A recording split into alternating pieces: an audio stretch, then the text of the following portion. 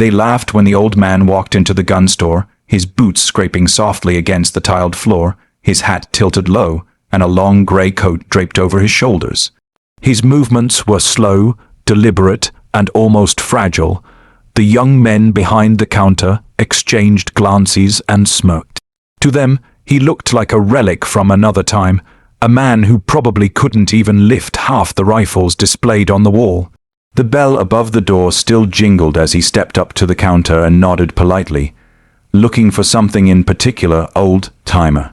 One of the clerks said with a mocking grin, spinning a pistol on his finger. The old man's eyes flicked toward him, calm, but sharp, like steel that had seen battle. "I'm looking for a rifle," he said quietly, "something with reach." The clerk chuckled. "Reach? You planning to go deer hunting, or you just wanna hang it over the fireplace?" The other customers laughed. The old man didn't react. He just walked along the rack of rifles, his eyes studying each one with the focus of someone who knew more than he was letting on.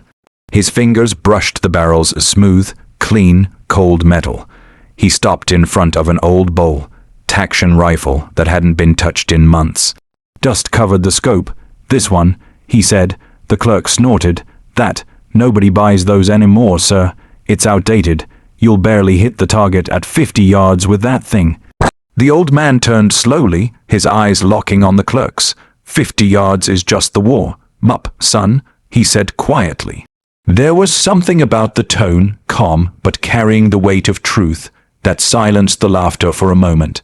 Then the clerk shrugged and rang it up. "All right, old man, your money." The old man paid in cash, his hands steady as stone. As he took the rifle, one of the customers, a young guy in a tactical vest, grinned. "Tell you what, Grandpa, we're heading to the range behind the shop.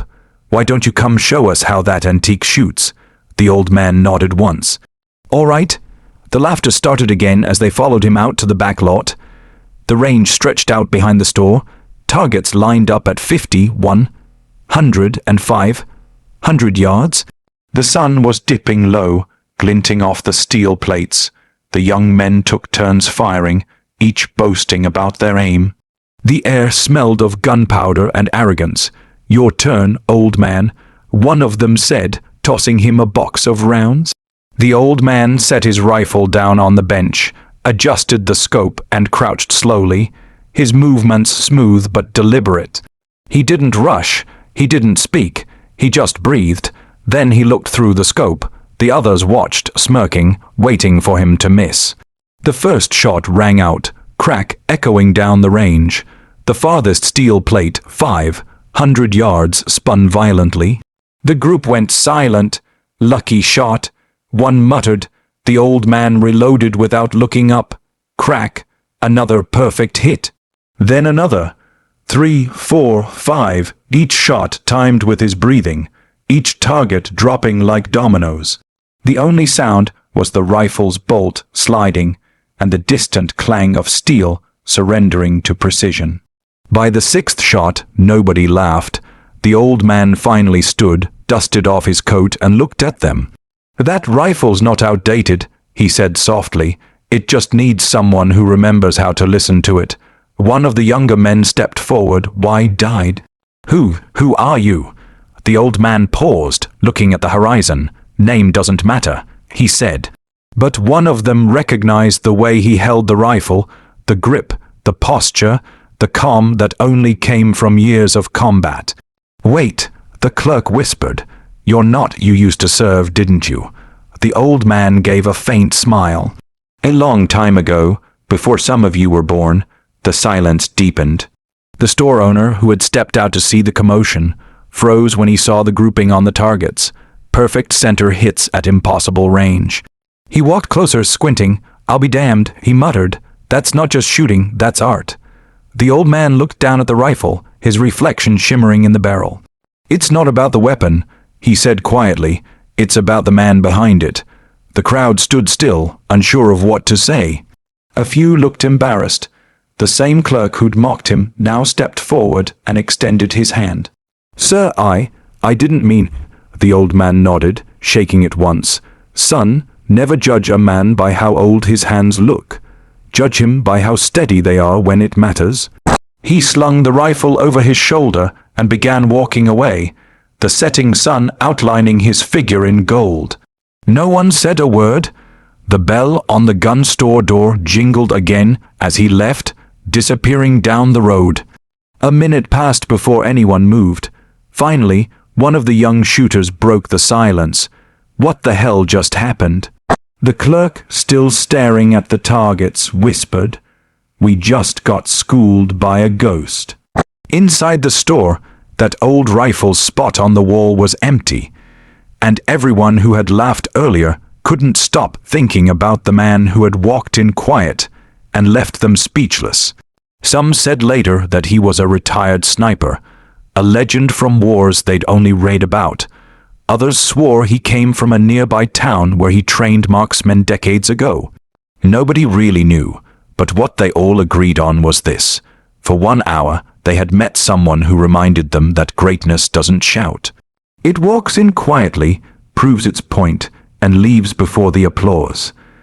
The old man walked into the gun store like a shadow from another time, the bell above the door chiming softly as if announcing the arrival of a forgotten legend. His coat was worn, his boots scuffed, and his grey beard hinted at years of experience carved by wind, war, and silence. The young men behind the counter barely looked up at first. Then one of them smirked and nudged the other. "You lost, old-timer? This ain't a museum," he said. The old man gave no answer, just walked slowly toward the wall lined with rifles, his eyes calm and calculating, scanning each weapon like he was reading a story only he could understand. The store was filled with noise, laughter, bravado, the kind of energy that only comes from youth that hasn't yet been humbled. One young man, wearing tactical gear and talking loudly about his new AR-15 build, looked over and grinned. "Hey, Grandpa, you know how to use one of these? Or you just here to tell war stories?" The old man turned his head slightly, his expression unreadable. "I used to know a thing or two," he said quietly. His voice wasn't trembling or weak, it was steady, deep, and it carried a weight that made a few people go silent. But then the laughter started again. The clerk leaned on the counter. "What are you looking for, sir? We've got some fine collector pieces, if you want something to hang on the wall." The old man smiled faintly. "I'm looking for something that speaks truth at 1,000 yards. The clerk blinked, confused. "You mean long range? We got sniper rifles, sure, but they're not for beginners." The old man didn't reply. He just walked past the shiny, modern rifles until he stopped in front of an old Bowl Taction model sitting quietly on the bottom rack. It was dusty, the scope fogged, forgotten by most buyers. He picked it up, feeling its weight, and ran his hand along the barrel as if greeting an old friend. "This'll do," he said. The clerk laughed. "That thing, it's outdated. You won't hit a thing with it." The old man met his eyes. "The rifle doesn't miss, the man does." That sentence settled in the air like smoke. The clerk shrugged and rang up the sale, trying to act unfazed. When the old man paid, one of the younger customers grinned and said, "Hey, we're heading out back to the range. Why don't you join us? Show us what you've got with that antique." The old man nodded once, no hesitation. The group followed him outside, expecting entertainment. The sun hung low over the range, golden light spilling across the targets. Metal plates stretching from 50 yards to 500. The young men unpacked their rifles, sleek, black, modern, with laser sights and fancy scopes. They joked, took selfies, and fired off rounds, laughing as their bullets pinged the closer targets, but missed the distant ones. Then the old man stepped up. He placed his rifle on the bench and adjusted the scope, slow and steady, like someone performing a ritual. He didn't talk, didn't boast, just exhaled. The others watched, amused. "All right, old man, let's see that truth at 1,000 yards. One called out sarcastically. The old man's finger rested gently on the trigger. Crack!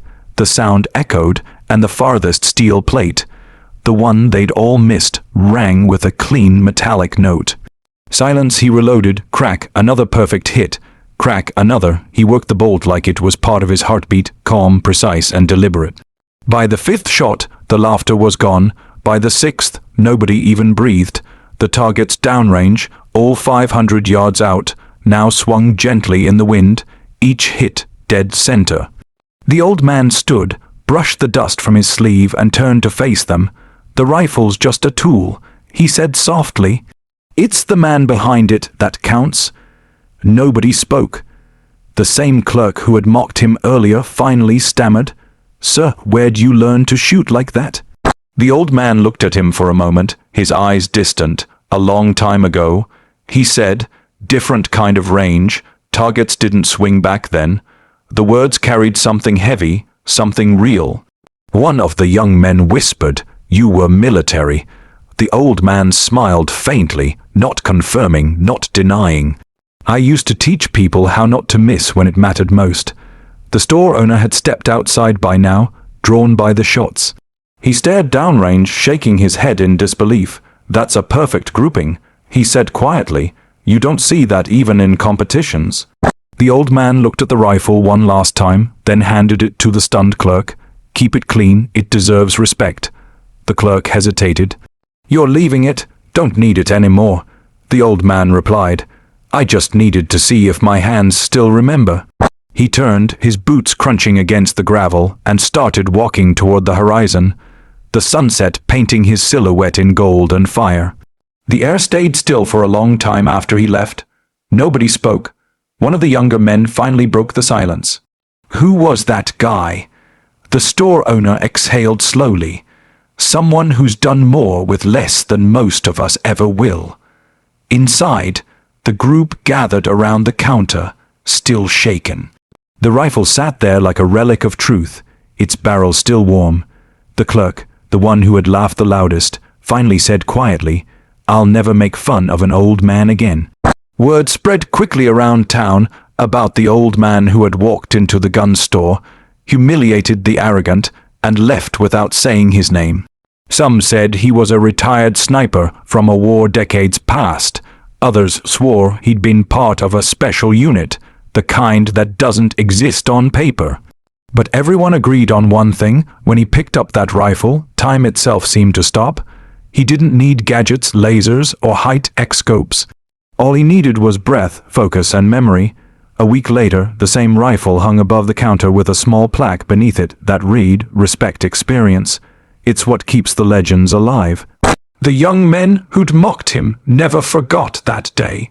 Whenever they went to the range after that, they remembered the calm voice of the old man who proved that skill isn't measured in muscle, age, or noise, but in silence, precision, and control.